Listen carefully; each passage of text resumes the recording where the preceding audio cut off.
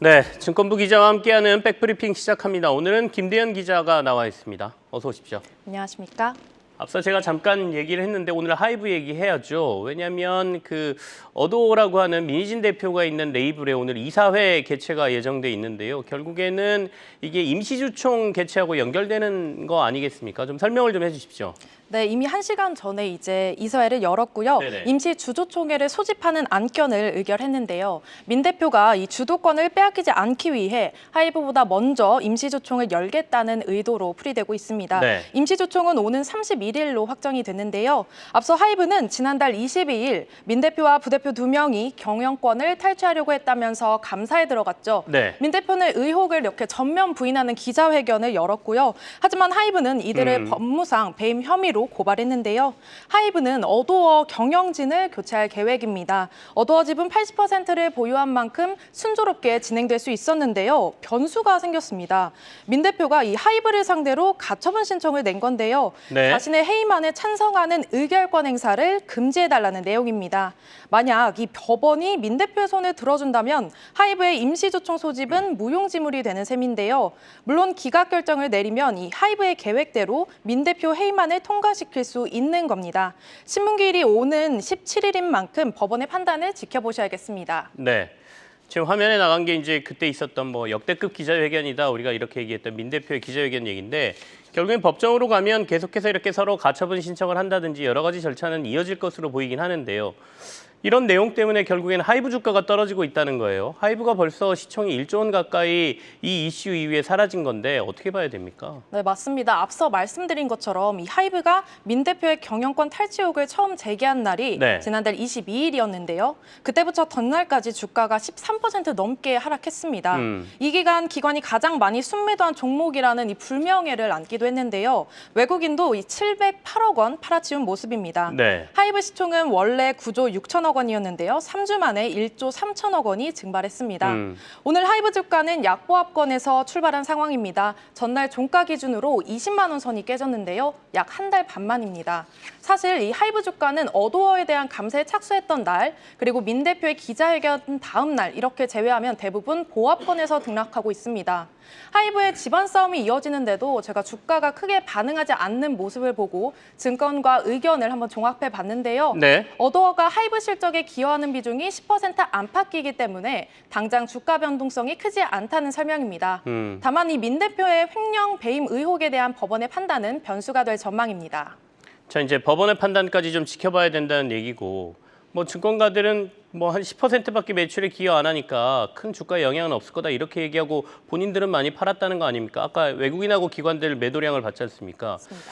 근데 여전히 이제 주가가 좀 많이 빠졌으니까 지금이 기회다 이런 얘기를 증권가는 하고 있는 것 같습니다. 네, 그렇습니다. 물론 단기적인 조정은 피할 수 없겠지만요. 네. 이번 이슈로 주가 하락이 과도하다는 의견도 우세하고요. 하이브와 어도어 모두 뉴진스의 활동을 중단시키지 않을 것이라는 관측입니다. 이 장기적인 관점에서 볼 때 BTS의 컴백과 위버스 스윗, 그리고 신인 걸그룹 캐치아이에 대한 기대감이 크다는 분석이 나오는데요. NH투자증권은 올해 어도어의 영업이익 기여도는 이렇게 14%로 예상한다고 말했습니다. 네. 내년에 BTS 완전체 활동이 재개되는 만큼 그 기여도는 줄어들 전망이라고 설명을 했는데요. 냉정하게 보면 어도어의 갈등이 해소되지 않아도 하이브의 중장기 성장 동력이 훼손될 가능성이 작다는 겁니다. 네. 다만 하이브의 1분기 실적은 아쉬움을 남겼습니다. 매출액과 영업이익이 각각 전년 동기 대비 12% 그리고 73% 이렇게 빠졌는데요. 2분기에는 세븐틴과 엔하이픈 그리고 투모로우바이투게더 등 주요 아티스트들의 활동이 재개되는 만큼 사상 최대 분기 실적 반등까지 예고되고 있습니다. 알겠습니다. 잘 판단하셔야 되겠습니다. 주가가 어쨌든 한 13% 정도 이 이슈에 빠지긴 했는데 이때를 기회로 삼을 것이냐. 하반기는 괜찮을 것 같다라는 얘기가 계속 나오고 있고요. 다양한 이슈를 잘 점검해서 전략에 참고하시길 바라고요.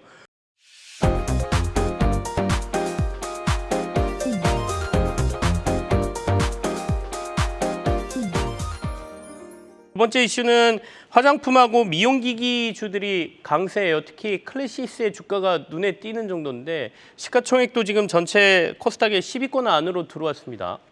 네, 맞습니다. 하루 만에 시가총액이 5천억 원 불어났습니다. 코스닥 시총 순위도 이렇게 12위에서 9위로 올라선 모습인데요. HPSP와 이오테크닉스 그리고 삼천당 제약을 넘어선 거죠. 어제 주가는 20% 가까이 오르면서 52주 신고가를 다시 썼고요. 네. 오늘은 보합권에서 등락하는 모습입니다. 호실적에 더해 증권가의 장밋빛 전망까지 나오면서 주가가 탄력을 받았는데요. 클래시스는 올해 1분기에 분기 최대 실적을 냈습니다. 매출액 504억 원과 영업이익 265억 원을 기록했는데요. 각각 전년 동기 대비 29% 그리고 33% 늘면서 네. 시장 기대치를 웃돌았습니다. 이렇게 실적이 잘 나온 이유는 이 탄력 레이저 기기인 슈링크 유니버스 그리고 고주파 장비 볼류머에서 나오는 유상 소모품 주문량이 빠르게 늘어난 덕분인데요. 소모품 매출 비중이 53% 수준으로 올라왔는데 증권가에서도 이 점을 긍정적으로 보고 있습니다. 이번 달에 클래시스 보고서를 낸 6곳의 증권사 모두 목표가를 올렸는데요. 네네. 신한투자증권은 클래시스를 대장주의 정석이라고 평가를 했습니다. 네. 그리고 태국과 브라질 등 이 주요 수출국에서 소모품 매출액이 증가하고 해외 장비 판매가 늘어났다고 설명을 했고요. 네. 또 최근 미국 FDA로부터 허가를 획득한 볼류머에 대한 기대감도 큰 분위기입니다. 참 제품 만들 때 잘 만들어야 됩니다. 한 대 비싸게 팔고 말 게 아니라 이렇게 소모품도 계속해서 나가게 만들어 놓으면 나중에 실적에 훨씬 도움이 된다 이런 얘기죠. 근데 클래시스 외에도 다른 미용기기 쪽은 나쁘지 않은 것 같습니다. 네, 올해 들어서 160% 넘게 오른 종목이 있는데요. 네. 어제 상한가를 찍은 실리콘투입니다. 오늘도 장 초반 급등하고 있는 모습인데요. 실리콘투는 해외 소비자에게 한국 화장품을 판매하는 플랫폼 기업입니다. 네. 500개 이상 브랜드를 취급하고 또 200개가 넘는 국가에서 제품을 판매하기 때문에 실적 안전성이 높다는 평가인데요. 올 1분기에도 어닝 서프라이즈를 기록했습니다. 덕분에 상한가도 찍고 52주 신고가도 갈아치웠습니다. 네. 또 자사주 매입 소식에 10% 가까이 오른 곳도 있었죠. APR 임원 3명이 이렇게 지난 2월 상장 이후 처음으로 장내에서 자사주를 매입했습니다. 네. 총 35억 원 규모인데요. 주가는 약 2달 만에 30만 원 선을 회복했습니다. 네. ETF도 살펴보면요. 미래에셋 자산운용의 타이거 화장품이 지난달 18%로 가장 높은 수익률을 기록했습니다.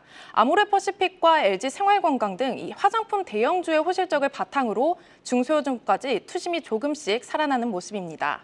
자, 이제 외국인 관광객도 좀 많이 들어온다라고 하고요. 그러면 앞으로 조금 더 기대를 하고 봐도 될까요? 네, 맞습니다. 가까운 일본과 중국만 보더라도 네. 최근에 골든위크 그리고 노동절 연휴가 있었는데요. 이때마다 뷰티주가 강세를 보이곤 하고 있습니다. 네. 증권가에서는 화장품 그리고 미용기기 업종이 고환율 수혜를 누릴 것으로 전망을 했는데요. 수출국을 다변화한 것도 이 주가의 긍정적인 요인으로 작용했다는 분석입니다. 네. 신한투자증권은 수출 호조와 외국인 관광객이 이렇게 증가 추세를 보이면서 화장품주와 미용 의료기기주가 동반 상승하고 있다고 설명했는데요. 네. 호실적 영향에 이 순환매 장세가 이어지고 있다고 설명했습니다. 실제로 외국인 관광객이 늘어나면서 지난 3월 여행 수지 적자는 한 달 만에 2억 9천만 달러, 우리 돈으로 약 4천억 원이 감소하기도 했습니다.